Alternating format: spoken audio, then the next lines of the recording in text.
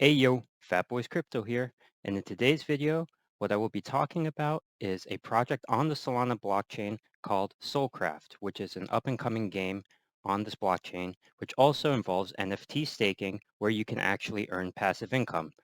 And given that we're all passive income addicts and we want to be earning passive income so we can retire, this is a very, very interesting project, and I'll be discussing my thoughts on this project, what kind of opportunity does this passive income that you can earn on this game really provide? I'll also go through the project in detail in terms of risks, all those different types of things, and more. I wrote an article about this recently, a couple weeks ago, which you can check out on fatboyspassiveincome.com. Yeah, this is the article here.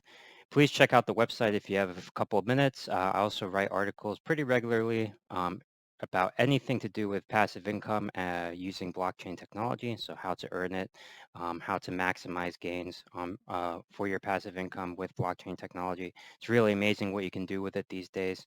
And I go into it in a lot of detail. So please check it out. If you want to message me or ask me any questions, definitely hit me up on Twitter at fatboyscrypto or send me an email at fatboyscrypto@gmail.com. All right, with that intro out of the way, let's get started.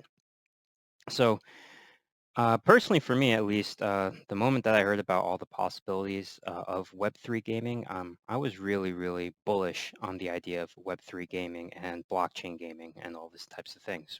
Okay. I've talked about this on another video before, but I used to work as a product manager at one of the largest mobile gaming companies in the world.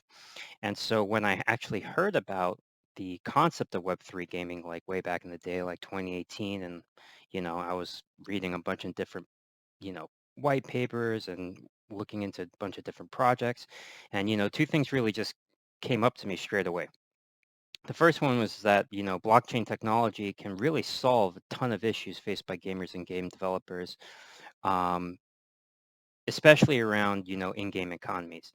If you're somebody who's ever played a game like WoW or one of those types of games, you realize, how many in-game transactions really happen, and also what kind of issues can also occur from having such complex in-game economies. Well, obviously, there's many ways that blockchain technology can solve these issues. I'm not going to go into detail, but you can probably figure it out. And the second thing that really struck me is that blockchain gaming could become even more profitable than, some of the really big current Web 2 games, right, out on the market.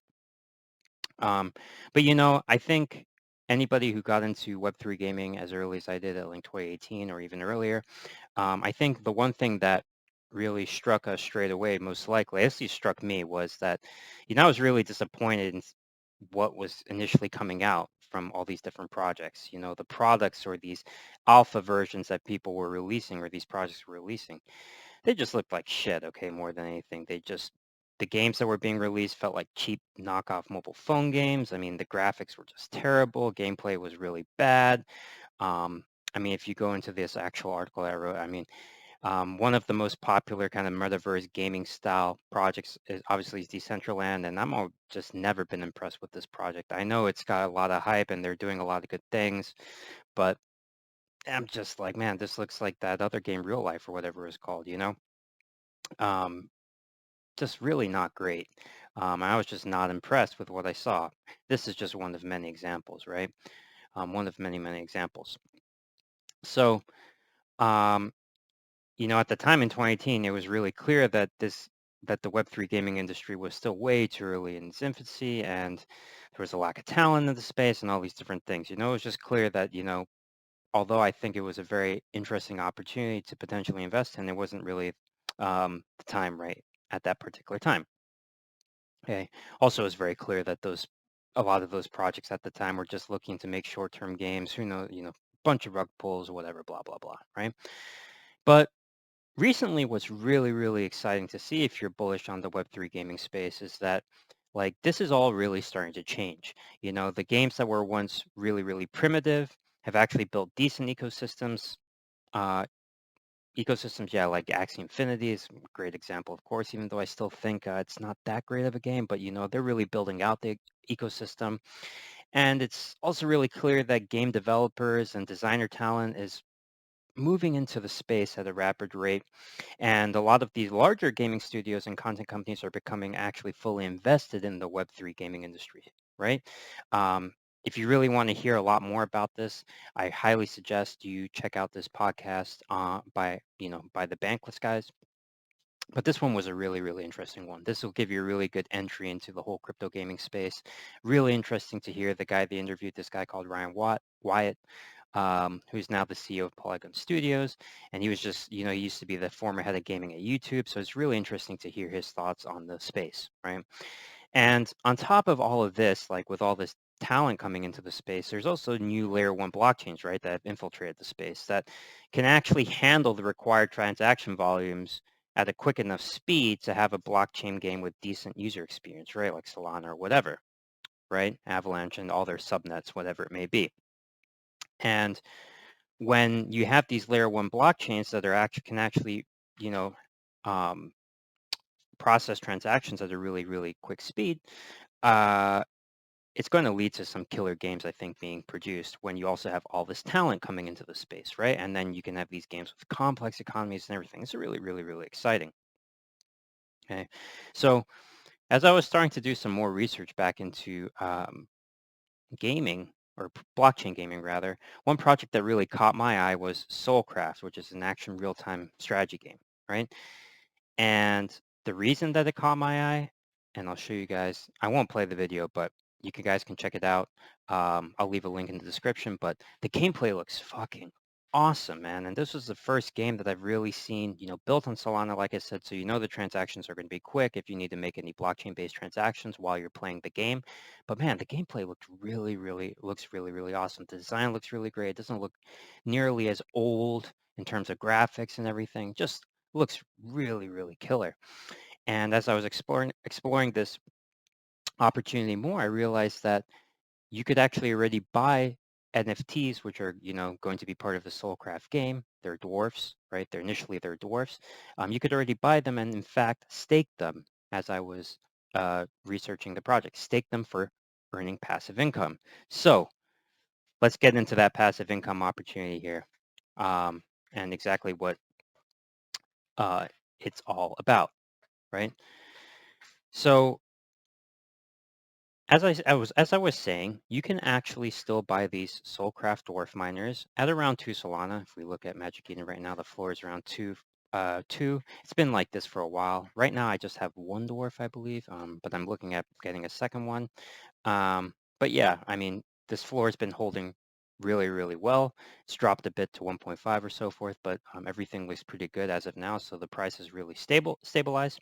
And what you can actually do with these Soulcraft dwarfs is you can stake them and earn Solanite or SLN, which is actually going to be the in-game currency when the game actually comes out. Their staking mechanism is on Diamond Vault. I can actually show you guys what this staking mechanism looks like just here quickly. If you guys have any experience with Diamond Vaults, because there's a few projects on it. I'm not going to connect my wallet right now, but you see you can stake it here.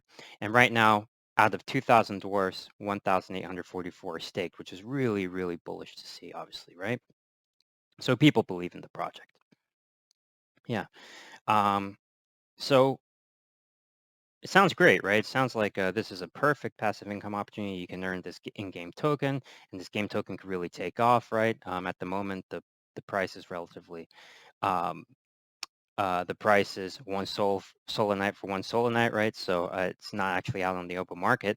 So are there really any red flags for Solcraft NFT staking? And just as I mentioned right now, you cannot actually cash out your Solanite at the moment, which is obviously it's a big deal, right? If we're trying to earn passive income and we can't cash it out, I mean, what's the point? We're essentially collecting fucking numbers in a crypto wallet, right?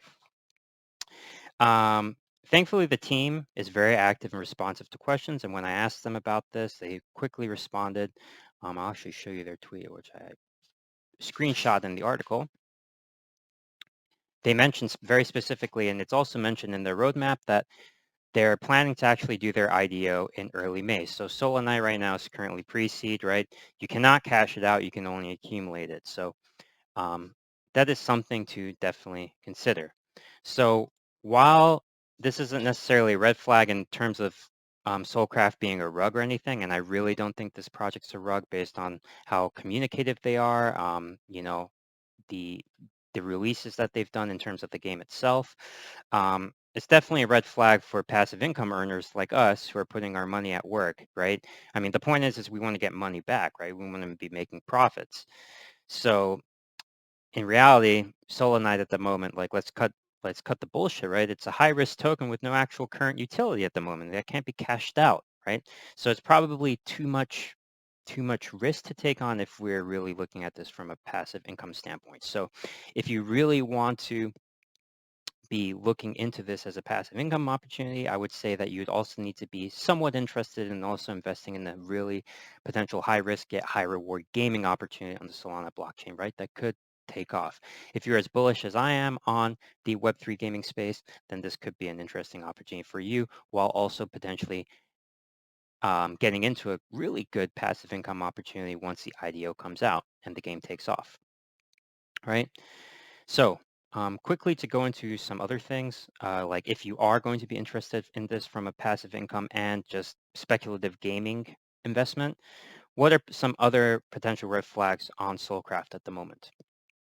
Well, the first one is obviously that there is still no alpha or beta available for testing. The alpha is supposed to be releasing, I believe, in May.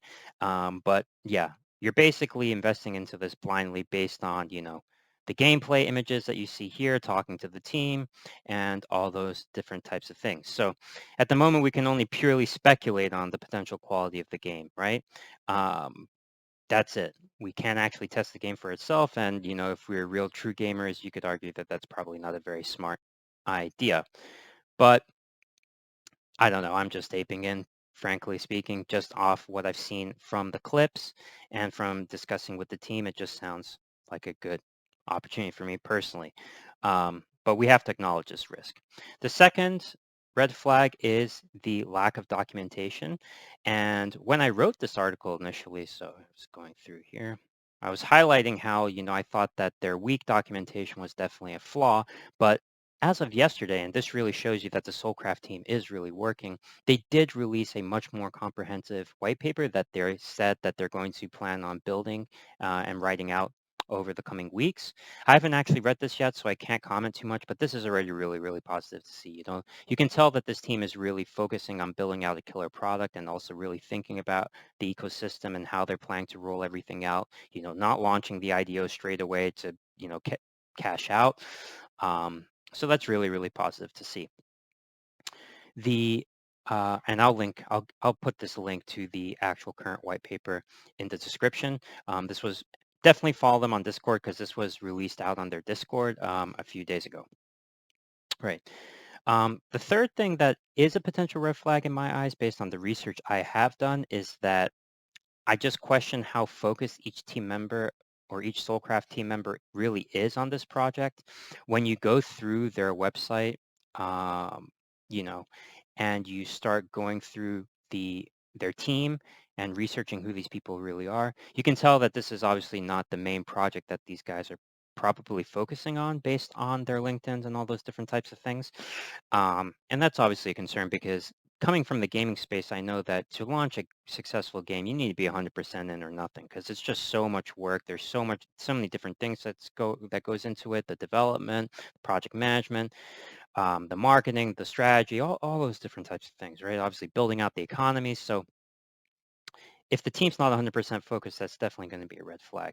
Now, I can't say that with 100% certainty that's really the case, and it would be really interesting to hear from the Soulcraft team if they really are 100% behind this project, and this is the sole project that they're focused on at the moment. But yeah, potential red flag here. The last thing is of course, that the community for Soulcraft is yet to be super, super strong, right? I mean, some NFT investors really truly believe that, community is king in the NFT space. And I don't necessarily agree with this 100%. Obviously, I think the product and the projects really matter. Ultimately, if there's no killer product in the end of the day, then what is community? Um, but it certainly plays a big part, right? Community is obviously big part of an NFT project or a gaming project, right? And in terms of just general Solcraft NFT and Solanite price speculation, if there's not a big community, then chances are when the IDO does come out and we're accumulating the Solanite, um, price may not take off as people or as us early investors really want, right? So um, at least as of now, still this community is still very small, although it is quite engaged. Um, you know, it would be nice to see if this can really build out over time, especially once they release their alpha and everything. We have to realize that even right now, I wrote the article like 2 weeks ago, and this video is, you know, there's already been updates since I wrote the article for this video, but we have to realize we're still really early. So if you're investing in this project, so take that into consideration. Hopefully the community can really build out over time. So yeah, ultimately, just to, I also raise a couple other red flags in the article itself. I highly suggest that that you go and check it out, read the article that I wrote along with the other articles. But in conclusion, um, do I think that this is an opportunity if you want to view this as strictly a passive income play? Definitely not. Way too many red flags. If you can't cash out the tokens that you're earning, there's no point in farming it purely as a passive income opportunity. But if you do want exposure to the gaming space that also does come with a passive income play, then this could be the answer for you, right? And the reality is that, I mean, obviously I can't speak for everybody's financial situation, but the floor is still low and it's been holding strong, right? Um, and as of now, a lot of the NFTs are stakes. So that's really positive to see. And the price isn't that high. So this could be just one of those, hey, fuck it.